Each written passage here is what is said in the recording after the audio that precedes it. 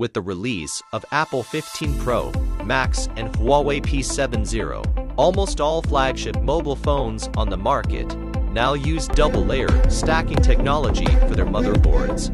This design saves a lot of structural space inside the phone, but it will be very troublesome if such phones accidentally drop off, break, or get wet and need to be repaired, because the double-layer structure causes all components to be wrapped inside. Special tools are needed to preheat and repair them in layers. In view of this demand, the P30 digital power supply also supports the heating table function.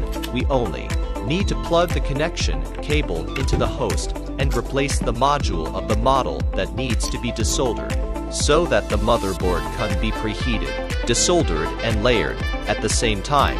The design of the P30 heating table is unique and adopts a modular design. You only need to purchase a heating table.